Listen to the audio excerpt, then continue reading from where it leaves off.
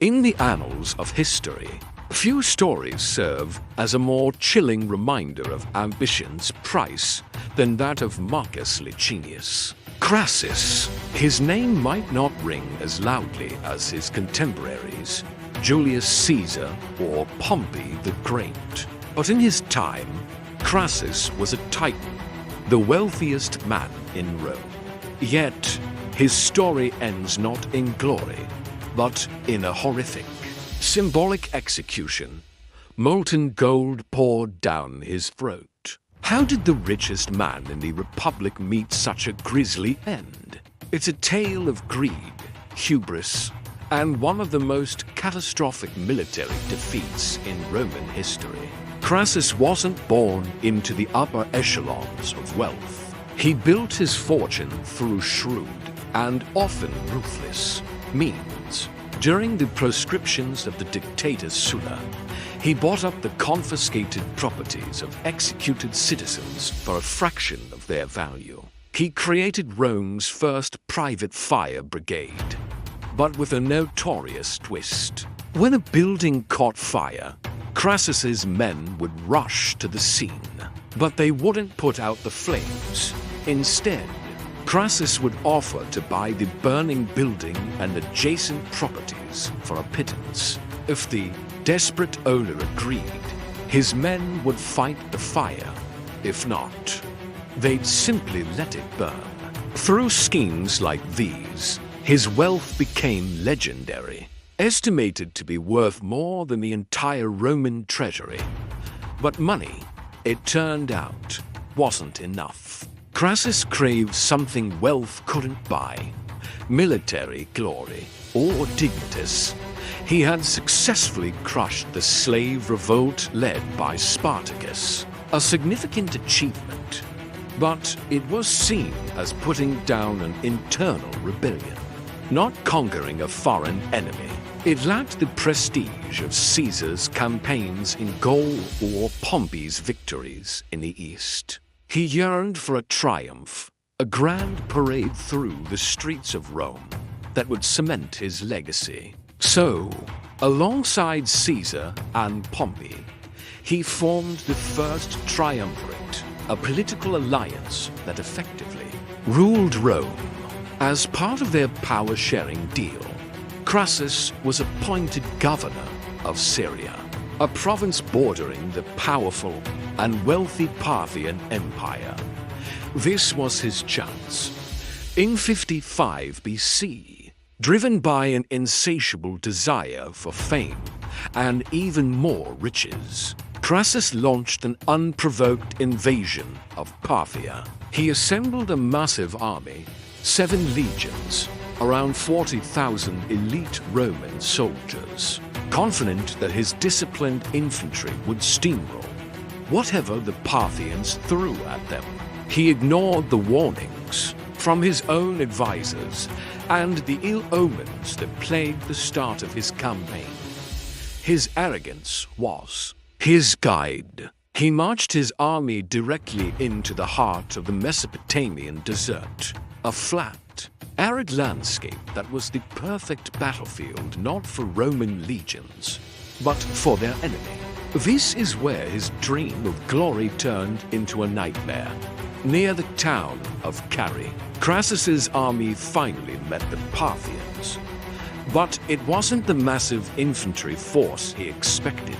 Instead, he was confronted by a smaller, highly mobile army of about 10,000 horse archers and 1,000 heavily armored cataphracts. The Roman legions, trained for close-quarters combat, were completely out of their element. They formed their famous testudо, or tortoise formation, locking their shields together to create a protective shell. But this only made them a large, static target. The Parthian horse archers were masters of their craft. They galloped around the Roman squares, endlessly raining down arrows with terrifying accuracy and power. Their composite bows could pierce Roman shields and armor. When the Romans tried to charge, the Parthians would simply feign a retreat, luring the legionaries out of formation, only to turn in their saddles and fire a devastating volley the legendary Parthian shot. To make matters worse, the Parthians had a camel train loaded with spare arrows, meaning their barrage was relentless.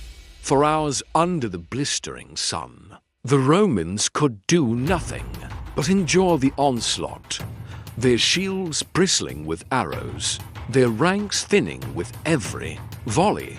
Crassus sent his son, Publius, with a force of cavalry and infantry to try and break the encirclement. Initially, they drove the Parthians back, but it was a trap. Publius and his men were lured away from the main army, surrounded, and completely annihilated. The Parthians then returned to the main Roman force, carrying Publius's head on a spear, a horrific sight that shattered the morale of Crassus and his already exhausted men. The battle was a slaughter. Trapped, dehydrated, and demoralized, the Roman army disintegrated. Crassus attempted a chaotic night retreat, but the Parthians hunted them down. Finally, the Parthian general, Serena, offered a truce, desperate and pressured by his mutinous troops. Crassus agreed to meet for negotiations. It was another ruse. During the parley, a scuffle broke out, and Crassus was killed. What happened next became a legend, a powerful piece of historical symbolism. Accounts differ, but the most famous story, told by the historian Cassius Dio, claims that the Parthians, in a macabre mockery of his infamous greed, poured molten gold down his throat, saying, "Sate yourself with the metal you have so long coveted."